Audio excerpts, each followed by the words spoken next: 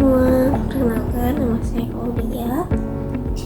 Jadi di video perdana ini saya akan bahas materi tentang statistika. Nah, kan materinya itu banyak ya. Nah, saya cuma akan bahas dua, yaitu metode penarikan sampel dan uji asumsi klasik.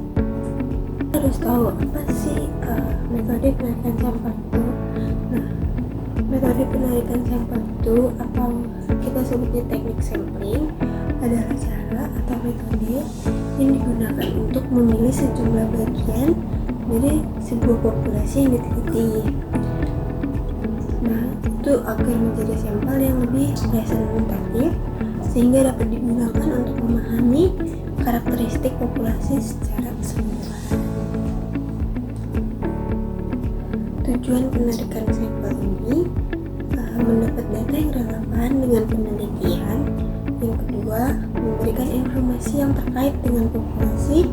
Lalu yang ketiga, dijadikan acuan untuk mengambil kesimpulan, saran, dan keputusan setelah penelitian dilakukan. Lalu ada macam-macam metode penarikan. Nah, metode penarikan ini sebenarnya ada dua. Secara garis besar itu cuma ada dua, yaitu sampel acak atau probability sampling, lalu yang sampel non acak atau juga disebut dengan non probability sampling. Nah, dua ini juga terbagi menjadi beberapa. Kita bahas ya. Yang pertama itu probability sampling. Pada metode yang ini, setiap anggota populasi memiliki peluang yang sama untuk terpilih menjadi sampel. Hasilnya cenderung lebih bisa dipertanggungjawabkan secara statistik atau dapat digeneralisasikan. Nah, saya bilang dia terbagi menjadi beberapa. Nah, yang pertama ini ada sampel acak sederhana atau simple random sampling. Sampel ini memilih anggota sampel secara acak tanpa pandang bulu seperti mengundi nama. Nah, contohnya itu kayak kita mau mengundi 50 nama dari daftar 500 karyawan untuk survei kepuasan kerja. Sampel ini tuh digunakan kapan?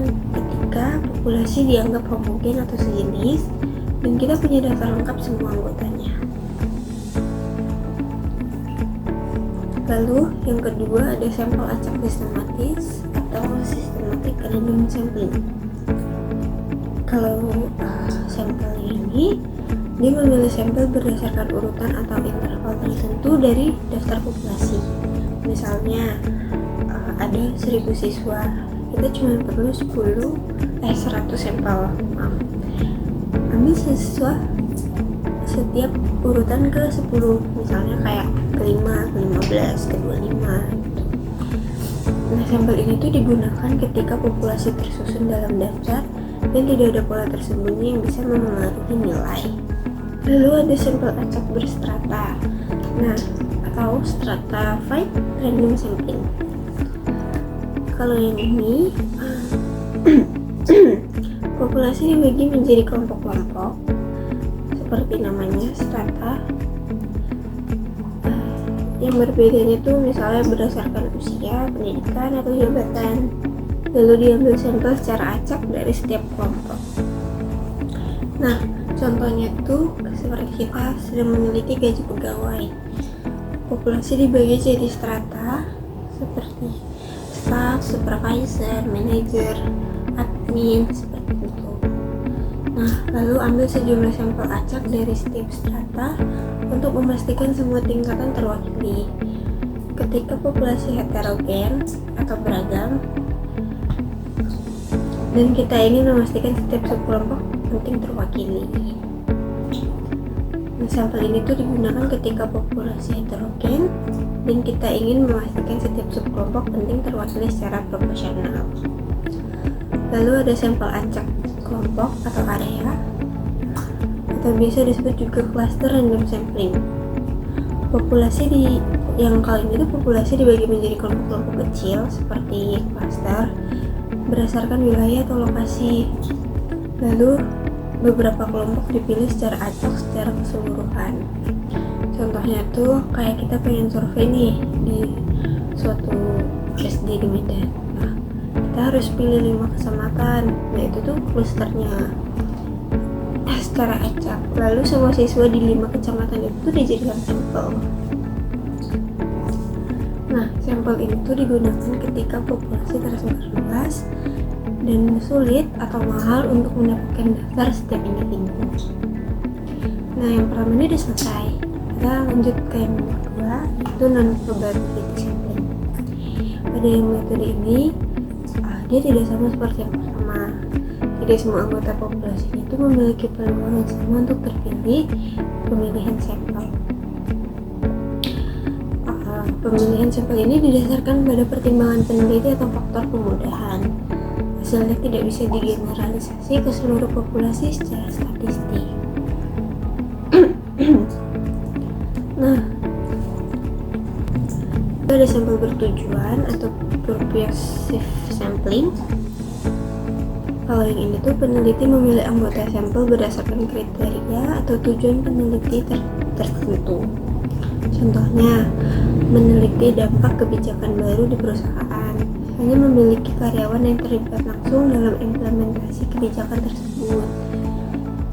Sampel ini tuh digunakan ketika peneliti perlu sampel dengan karakteristik spesifik untuk menjawab pertanyaan penelitian.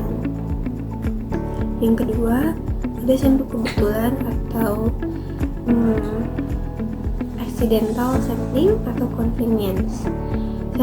Sampel ini diambil dari siapa saja yang kebetulan ditemui dan bersedia menjadi responden pada saat penelitian berlangsung. Contohnya, melakukan survei singkat di depan mall, menanyakan pendapat kepada siapapun yang lewat di sana. Sampel ini tuh digunakan ketika penelitian bersifat eksplorasi awal atau untuk mendapatkan pandangan cepat dengan mudah dan murah. Lalu yang ketiga ada sampel quota atau quota sampling. Kalau yang ini tuh penelitinya menentukan jumlah kuota atau jatah untuk setiap kategori seperti jenis kelamin atau usia, lalu mencari responden hingga kuota tersebut terpenuhi.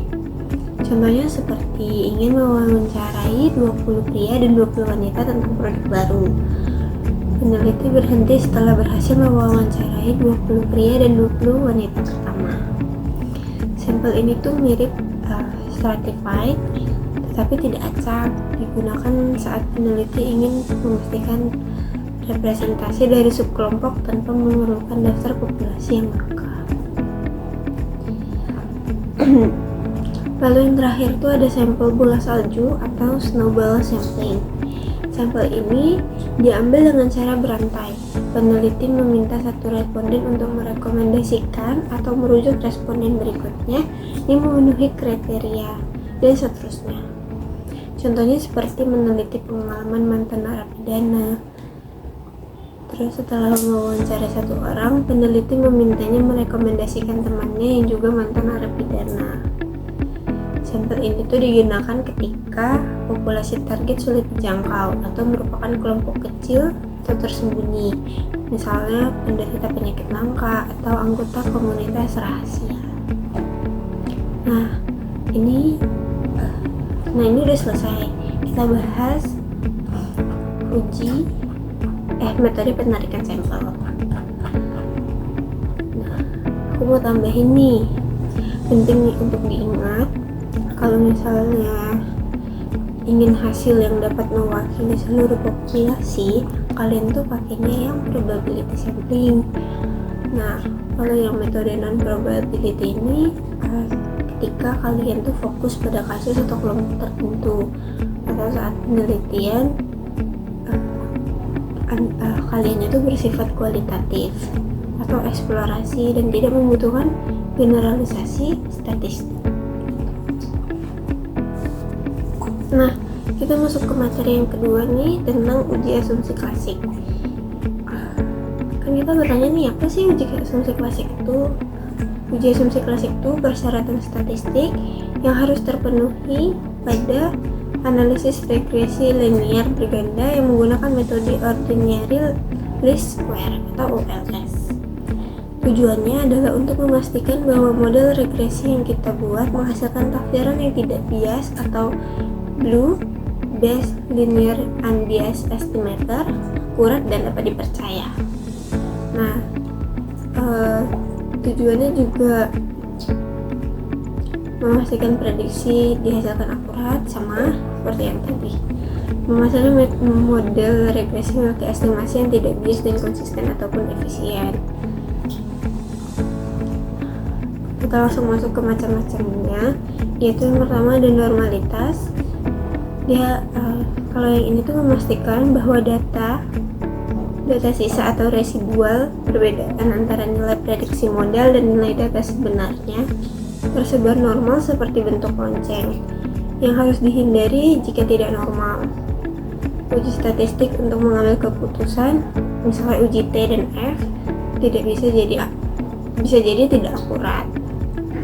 Lalu yang kedua ada multikolinearitas. Kalau multikolinearitas ini memastikan tidak ada hubungan atau korelasi yang sangat kuat antar variabel bebas atau dia independen dalam model.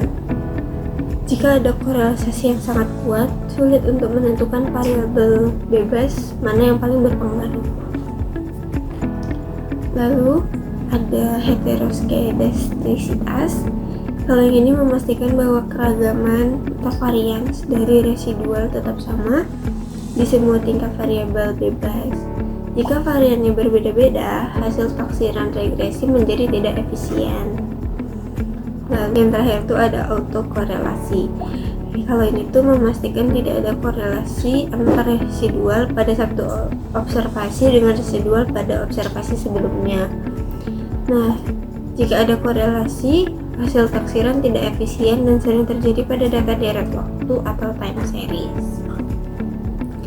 Kapan uji asumsi klasik itu digunakan? Metode uji asumsi klasik digunakan itu ketika yang pertama analisis regresi linear berganda, dua atau lebih variabel bebas yang memengaruhi satu variabel terikat. Lalu yang kedua menggunakan metode estimasi ordinary least square atau OLS.